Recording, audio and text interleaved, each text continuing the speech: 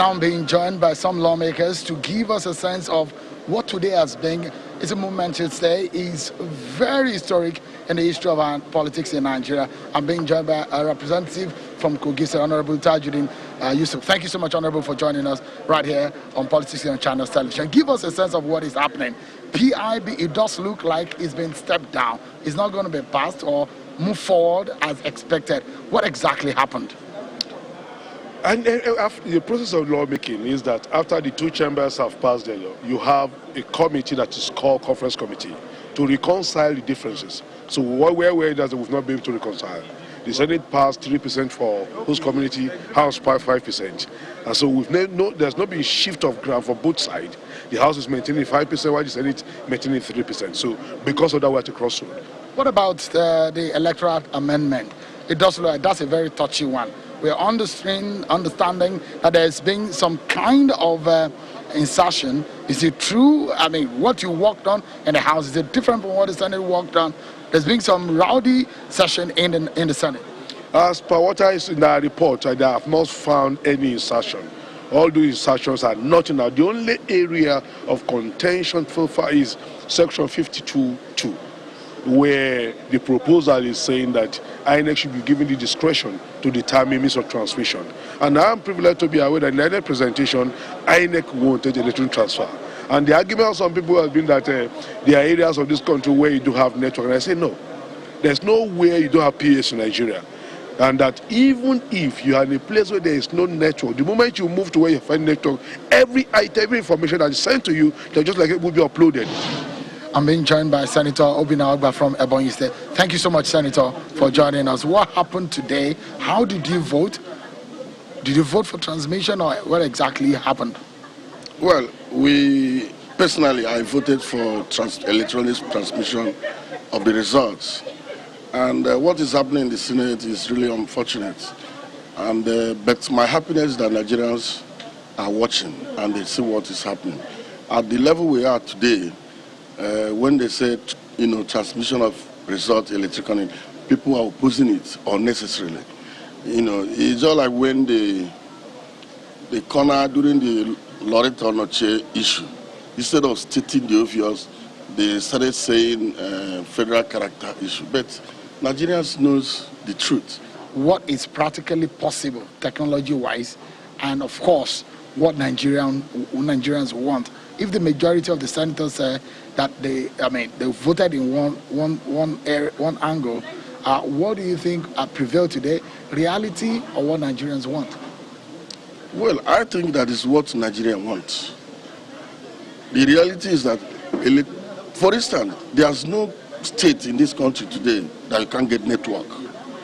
And if you upload anything now, assuming there's no network here, the moment you move a kilometer, the whole thing will, offload and go to wherever you want to send the message or any results. But their fear is what I don't know. But it is clear all this is about 2023. Certain people want to win election at all costs, whether people voted for them or they did not vote for them. We are working very hard to ensure that we work on the Electoral Act so that those areas, those gray areas, those areas that have been giving us problems, giving us negative perception in the eyes of the world are corrected. And that is why we are very particular that in this Electoral Act amendment, transmission of result must be sacrosanct. We don't want anything that is left to the discretion of INEC. And again, we also want a situation where INEC will be truly made independent. What you call independent National Electoral Commission today, to a very large extent, is a dependent National Electoral Commission. And we believe we cannot have a credible electoral process without transmission of result electronically, on one hand, and on the other hand, we cannot have a credible system without the INEC being independent in its real sense. Distinguished, it's a pleasure talking to you. Thank you so much. It's a momentous day for Nigeria. A lot of people are expecting. Do you think this went the way Nigerians wanted it? Yes, I believe it went the way Nigerians wanted it because justice was done. It was a clause-by-clause consideration for the Electoral Act that has just been amended by the Senate. And the major contentious area of the bill was adequately attended to by all the lawmakers. People were given the opportunity to express their mind and their feeling concerning Clause 52, subsection 3 on the electronic transmission of voting. And at that point, an amendment was proposed by Senator Sabi Abdullahi that says that due to the lack of enough connectivities across the length and breadth of this country, that there is need for us to engage the NCC to work in conjunction with INEC so that they can give us the level of coverage, and from there take a decision which they will report back to the National Assembly for a virtual decision to be taken on electronic transmission of voting, which I believe it is right, knowing that we don't want any part of this country to be disenfranchised from voting and their voting being counted. There was a rowdy session. Lawmakers disagreed. Do you think this is a position Nigerians want? Well, I don't think that this is what Nigerians want. Nigerians have told us clearly what they want. They want electronic transmission of voters without any let or hindrance.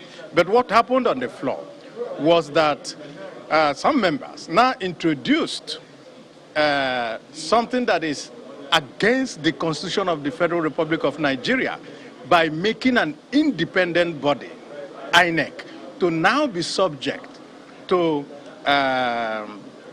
direction by NCC.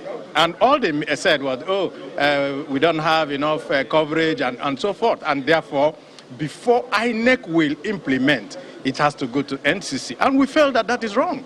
Number one, INEC is independent. And the Constitution is very clear on that. If there's any law that we make that is contrary to the Constitution, then that law cannot stand. So, you've been working several months for this day to happen. Well, did it go exactly the way you wanted it?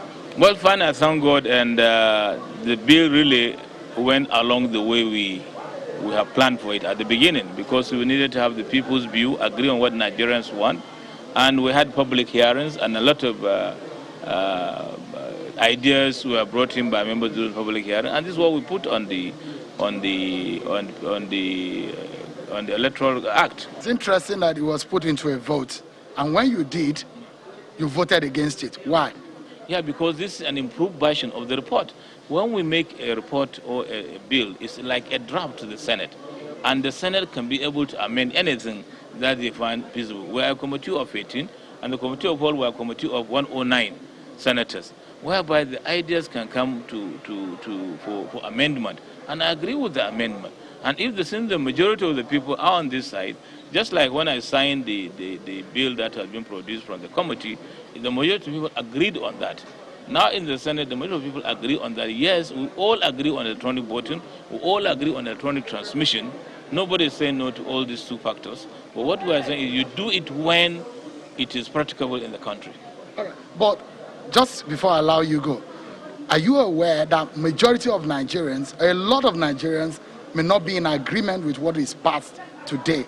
It may not be popular with a lot of Nigerians. Are you worried about that kind of feeling? I don't believe that a lot of Nigerians will not support this bill. It's passed today, because a lot of areas do not have coverage. Even if you are driving on the road, you find there's a place where you are talking and the network goes off. What happened today? Do you think Nigerians will be happy with what you and your colleagues did? Some Nigerians will be happy. Many Nigerians will be happy, and some will not be happy. And that is democracy. It's normal. You know, you understand, for example, where I come from. I come here as senator from Borno State to represent the people of Borno State, and by extension to represent Nigerians. Where I come from, as it is now, there is no light, no telephone, not to talk of network. And you are talking about electronic voting or electronic transmission of this. Can you do that without electricity? Certainly the answer is no. We are not saying that electronic voting or transmission is not good, but we are saying that it is not the time. So why would you even contemplate on using it when you know that only 46 or 43% of Nigerians is confirmed by NCC have network coverage? Some of your colleagues are alleging that the reasons why some of your colleagues put this bill in this form is to rig election in 2023. Oh my God. When they speak about that, I talk to them, and I really have to say it here. we conducted 6 elections. Only 2 were conducted APC. You remember, Shehu, at one time under PDP in a state, they recorded more votes than the registered voters. Nigeria's day gone down. We went to court. We lost 4 times. We went to court. So it's not. These are people that have rigged before, are accusing us that they say in anticipation that we are going to rig. Which one will you listen to? Let's be honest.